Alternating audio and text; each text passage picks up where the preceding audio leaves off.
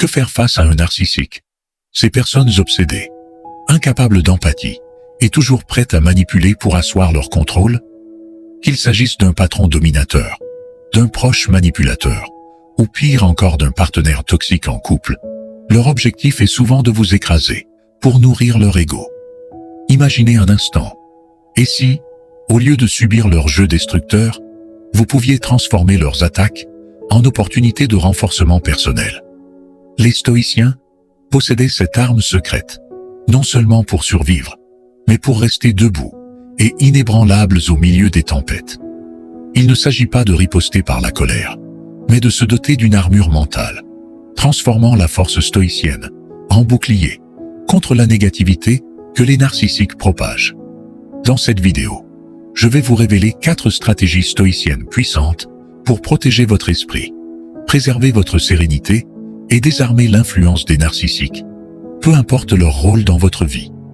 Prêt à reprendre le contrôle de votre paix intérieure? Plongeons ensemble dans ces enseignements. Premier, réduire le rôle du narcissique dans votre vie. Réduire leur espace dans votre vie ne signifie pas les ignorer, en espérant qu'ils disparaissent. Cela signifie reprendre votre énergie et la diriger vers ce qui vous enrichit réellement. Imaginez votre esprit comme un jardin. Préférez-vous arroser les mauvaises herbes ou les fleurs? Chaque moment passé à ressasser leurs actions ou paroles est un moment perdu pour nourrir vos passions, vos rêves et votre joie. Décidez d'arroser les fleurs. Ce changement ne se fait pas du jour au lendemain, mais avec chaque choix conscient de vous concentrer sur votre croissance plutôt que sur leur drame. Vous tracez un chemin vers une version plus saine et épanouie de vous-même. Créer des limites n'est pas seulement un acte défensif, c'est une déclaration profonde de respect de soi. Pensez-y comme à définir les règles d'un jeu, où vous êtes à la fois le joueur et l'arbitre. Vous déterminez ce qui est permis dans votre espace et ce qui ne l'est pas. Si le narcissique tente de franchir ses limites, rappelez-leur calmement, mais fermement.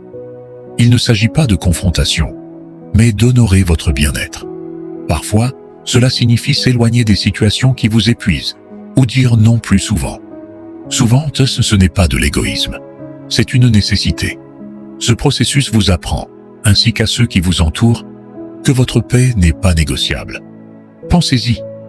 Chaque remarque désobligeante, chaque tactique manipulatrice d'un narcissique est comme un caillou dans votre chaussure. C'est agaçant, bien sûr, mais vous avez le choix. Continuez à marcher avec cet inconfort, ou vous arrêtez pour l'enlever. En choisissant consciemment de minimiser leur impact, vous ne fuyez pas le problème. Vous l'abordez avec une précision tactique. Sénèque a dit un jour: nous souffrons plus souvent dans notre imagination que dans la réalité.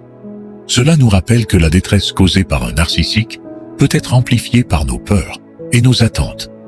En reconnaissant cela, nous pouvons choisir de nous concentrer sur ce qui est sous notre contrôle, nos réactions et notre bien-être émotionnel. Sur ce chemin, souvenez-vous que la force ne réside pas dans le bruit de vos actions, mais dans la stabilité de votre résolution. Renoncer au besoin de contrôler ou de changer le narcissique libère tellement d'espace pour ce qui compte vraiment dans votre vie. C'est investir dans des relations qui vous élèvent, des activités qui vous épanouissent et une croissance personnelle qui vous renforce. Il ne s'agit pas seulement de minimiser une influence négative, mais de maximiser votre propre potentiel. Votre paix, votre bonheur et votre épanouissement sont vos priorités, et vous êtes la seule personne à pouvoir les protéger véritablement. Embrassez ce chemin avec courage et clarté, sachant que chaque pas vous rapproche d'un vous plus résilient et accompli. Remettre en question leur image idéalisée.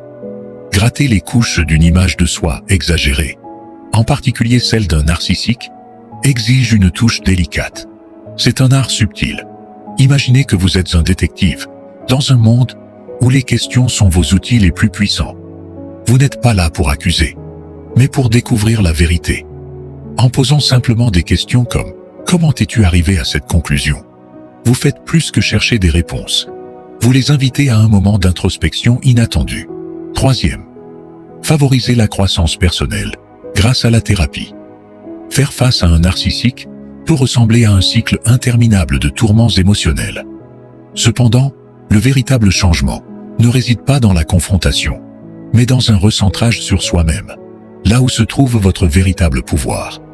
S'engager dans une thérapie, un acte qui peut sembler discret, est en réalité profondément révolutionnaire.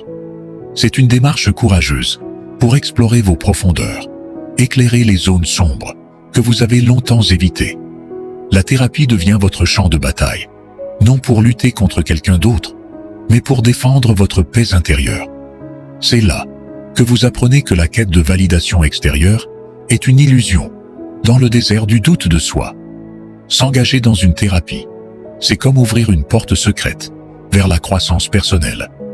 Il ne s'agit pas de changer les autres, surtout pas le narcissique, dont les actions échappent à votre contrôle. Au contraire, l'accent se déplace vers le seul territoire que vous gouvernez vraiment, votre monde intérieur. Sénèque a exprimé, en essence, que la puissance ne réside pas dans le fait de tout posséder, mais dans la valeur accordée à ce que nous avons et dans son utilisation judicieuse. Cette sagesse nous guide en thérapie, où la reconnaissance de nos luttes actuelles, comme des défis temporaires, éclaire le chemin de l'amélioration de soi. C'est un acte audacieux, exigeant le courage d'affronter nos vulnérabilités et de les transformer en force. Ce n'est pas en possédant tout, mais en valorisant ce que nous avons et en l'utilisant judicieusement. Cette sagesse nous guide en thérapie, où reconnaître nos luttes actuelles comme des défis temporaires éclaire le chemin de l'amélioration de soi. C'est un acte audacieux, exigeant le courage de confronter nos vulnérabilités et de les transformer en force. C'est un processus de désapprentissage, des croyances qui nous ont enchaînés à des cycles toxiques et de redécouverte de notre autonomie. Ici, nous écrivons notre propre récit, non pas dicté par quelqu'un d'autre, mais façonné par nos valeurs, passions et joie. C'est reconnaître ses émotions, prendre un moment pour reculer et refuser de leur donner la satisfaction de vous voir déstabilisé. Imaginez être l'œil calme d'un ouragan, inébranlable, alors que tout tourbillonne autour de vous. Voilà la force de contrôler vos réactions. Cette stratégie s'apparente à être un maître d'échecs, dans un monde qui ne cesse de tourner. Quand un narcissique tente de vous mettre en échec avec du drame, vous pivotez, choisissant vos mouvements avec précision. C'est insuffler un espace de réflexion, entre l'action et la réaction. Votre force réside non dans une riposte immédiate, mais dans cette pause silencieuse qui dit « Je te vois, mais je ne joue pas selon tes règles ». Cette pause est votre forteresse, votre moment de clarté. C'est là où vous décidez que votre paix est trop précieuse pour être troublée par le chaos de quelqu'un d'autre. Comment rendre cela possible? Pratiquez la pleine conscience et une touche de ténacité. Adoptez l'exercice stoïcien de réflexion, non comme une tâche, mais comme un rituel. Faites-en votre rébellion quotidienne contre le bruit. En choisissant de répondre avec calme et détachement, vous ne protégez pas seulement votre espace mental, vous l'élevez. Vous prouvez que la seule personne qui contrôle votre monde intérieur, c'est vous. Et cela, non seulement, c'est puissant, mais c'est aussi libérateur. Prendre notre pouvoir, c'est reconnaître que le chaos extérieur ne peut ébranler le calme intérieur.